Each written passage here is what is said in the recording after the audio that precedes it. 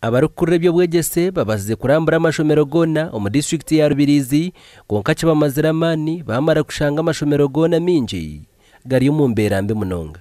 Abandi bagira ngo bino kurwanisa amashomero agatine bihandiko hamwe n'ebyombeko birungi okugira ngo abana bihanga batagwa mu kabi.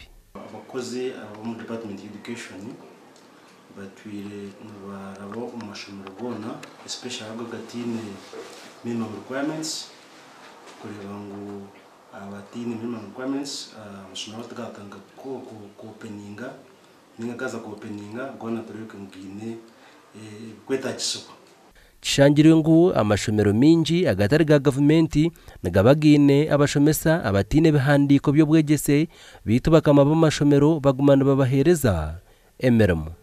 Umushomesa tashimire kuzo mu class atine lesson plan katashimire gukora lesson plan atine scheme of work etamu umushomesa kirwa n'amahiba kuza kushomesa rero mu scheme egiye kuba kuzirita mu yona nka plan yetamu ni mwari lesson yo kuza kwegesa buri zo umwegesa yazo mu class atine lesson plan ashimirwa natwarwa no mu cyomi.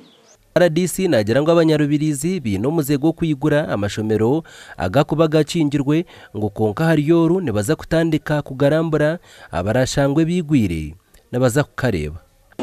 Directive yo kugarambura amashomero license shirudenga government ya cyogera da era nga twina kukitukiriza no kuri abo baba baberubirizi naye kirungi bangamba bali bakikola ko nefu negada muri gagura twasaze tukanya nabo bagenda kutandika nga batambula nga amasoko gonna gaggalwa musene neta ina bisanyizo negenda atandika kugulawo.